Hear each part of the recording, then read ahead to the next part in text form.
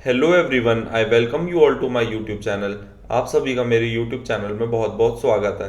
तो सुबह के बज रहे हैं 5 और आँख खुलते ही सबसे पहले मैं ओरियो को बाहर घुमाने के लिए आ गया हूँ। अब अपना फ्रेश तो ये अच्छे से हो चुका है, बस इसने थोड़ी हमारी नींद खराब कर दिया है।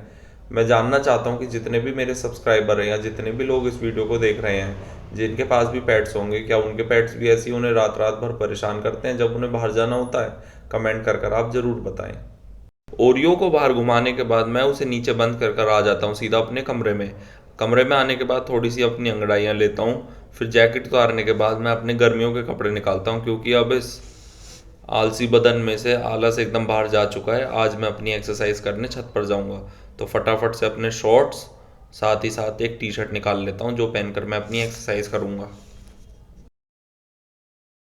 तो कपड़े चेंज करने के बाद फटाफट से अब मैं अपने जूते पहनूंगा, जो एक्सरसाइज छत पर करने में मेरे पैरों को ज़्यादा जोर न देना पड़े। तो रेडी होने के बाद सीधा मैं चला जाऊंगा अभी छत पर। भाई जैसे ही मैं छत पर आया, छत पर आते ही मैंने देखा कि इतनी ठंडी ठंडी हवा चल रही थी ना कि मैं बता ही नहीं सकता कि कितनी ठंडी थी। एक तो मैं शॉर्ट्स पहन कर आया था और ऊपर हाफ टी शर्ट थी, और इतनी ठंडी हवा चल रही थी भाई, जी खराब हो गया एकदम से। पर एक्सरसाइज करनी है तो करनी है। फिर थोड़ी देर में मैं अपनी पूरी बॉडी की स्ट्रेचिंग स्टार्ट कर देता हूँ, ताकि एक्सरसाइज के वक्त मेरे जॉइंट्स और मेरे हाथ पैरों में दर्द या इंजरी कुछ ना हो। फिर मैं करता हूँ 100 जंपिंग जैक। मतलब 100 स्टार्टिंग में करता हूँ, बीच बीच में भी करता हूँ, पर 100 का सेट ही करता हूँ क्योंकि उससे कम में फ़ायदा है नहीं।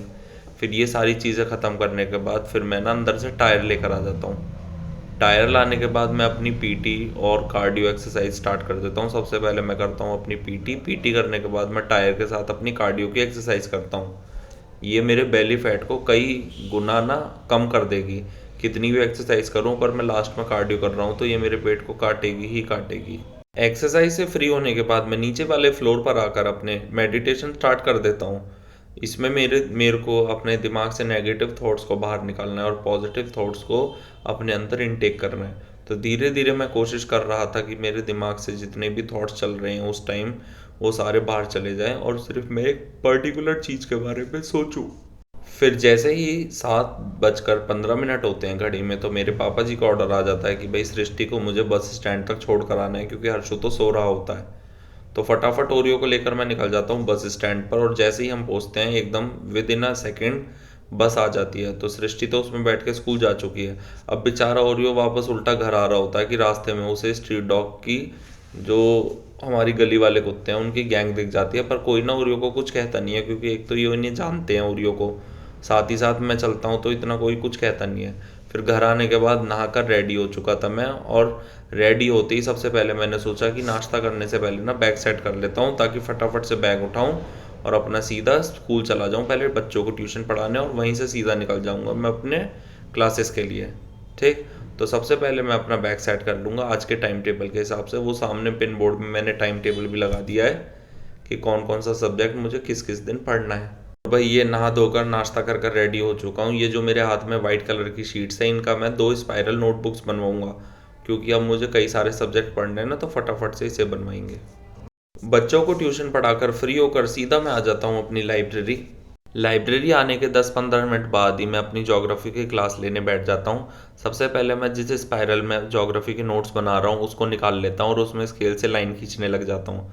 मैं जैसे नोट्स बनाता हूँ तो उस हिसाब से मैं एक टॉप लाइन में लाइन खींचता हूँ, दोनों तरफ मार्जिन हो जाती है, और बीच में ना पेज को दो तरफ से डिवाइड कर देता हूँ, ताकि आधा इस तरफ लिख सकूँ आधा इस तरफ। क्योंकि वन वन लाइनर नोट्स बनने हैं तो जल्दी जल्दी आधे पेज में ना एक एक चैप्टर कंप्लीट हो जाता है। तो चलो फटाफट से अब ज्योग्राफी के नोट्स बनाना स्टार्ट करता हूँ।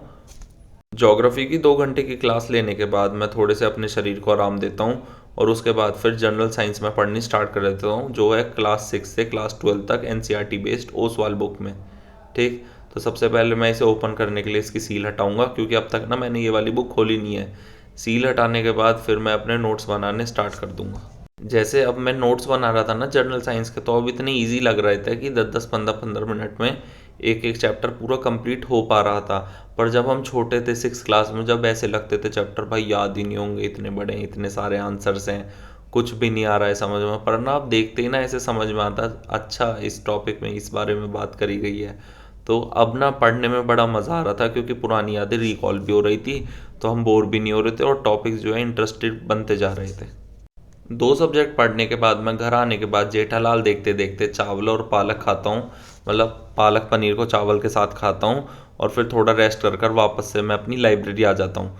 लाइब्रेरी आने के बाद जो जनरल साइंस में मेरे टॉपिक्स अधूरे रह गए थे, मैं उनको आकर फटाफट से अपने कंप्लीट करता हूँ, ताकि मेरा कोई पेंडिंग काम न रहे। साथ ही साथ मैं उसके बाद रिवीजन भी कर लेता हूँ, जो मैंने नोट्स बनाए हैं उसको एक बार रिवाइज कर लेता हूँ।